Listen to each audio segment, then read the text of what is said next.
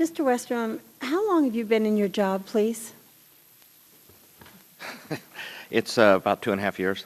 2.5 years. Okay, thank you.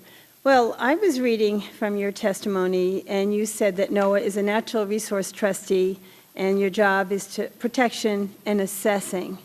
And so I just wanted to read something that Mr. Barnum said when he was talking about the oil in his testimony, and he said, "We do not have a complete understanding of the toxicity of various concentrations of oil and dispersants to all the life stages of all species of aquatic life." And he goes on to say, "We have little knowledge of deep water transport mechanisms. We have little knowledge of deep water ecology. Although we have some experience with relatively small releases of oil in our onshore areas, the immediate and residual effects of large quantities of oil over large shallow areas, we don't know, largely unknown." And he said the list can go on. So when you said to protect and assess, how did you do that? How were you engaged in trying to protect the coast? And before I go any further, because I think all of us have a responsibility for this, in 2008 and back and forth, Congress has fought over whether oil is safe, whether we should be changing. Listen to my colleagues who are now upset with the government for not responding fast enough, and they were the ones who said, "Don't worry, this can't happen." There's a kind of arrogance on the part of human nature to assume that there won't ever be an accident, and therefore we don't have to know this. So what was NOAA's role to protect and assess? What exactly were you assessing? Because when I listen to the other gentleman's assessment, he said, "We don't know."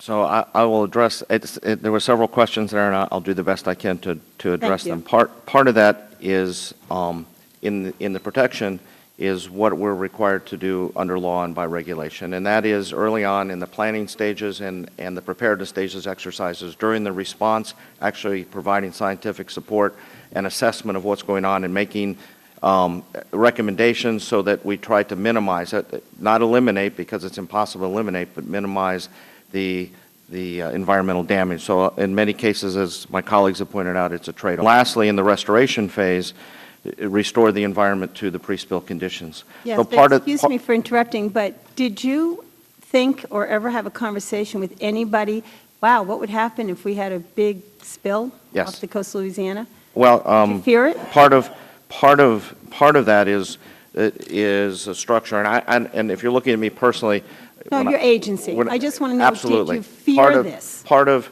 the process is there's an area committee for each of the Coast Guard sectors down there. It involves the state, local citizens, industry, and others to develop plans to respond to spills, including some offshore spills, including working with MMS.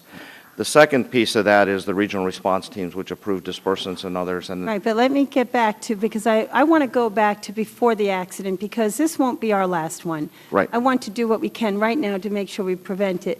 Did you ever express any concern that there didn't seem to be enough regulation?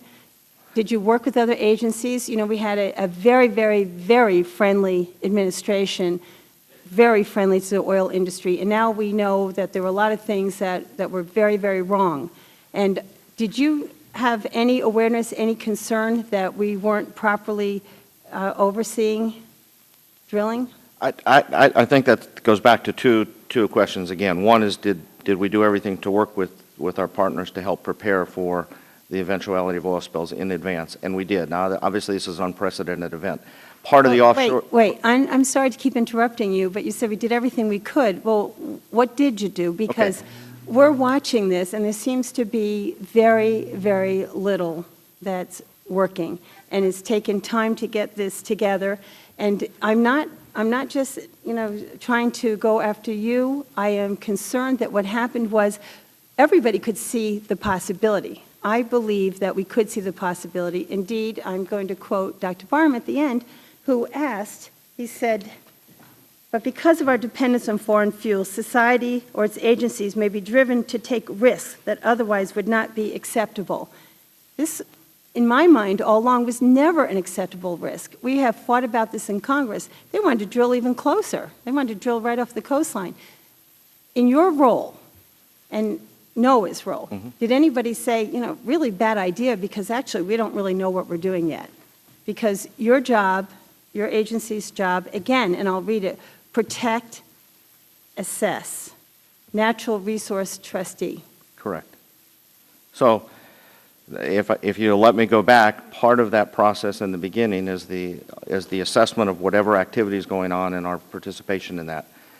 In addition, our participation in developing spill response plans to mitigate environmental damage when it occurs, and we were involved with that. So that has continued, and I, the response group that stood up and the activities that are going out is a representation of that. The second part of your question is...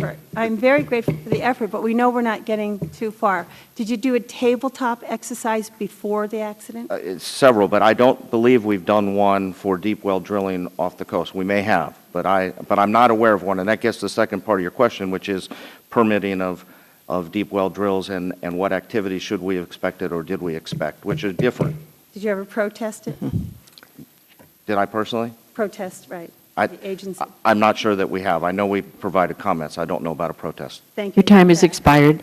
I'd like now to recognize the gentleman from Michigan, Mr. Kildee.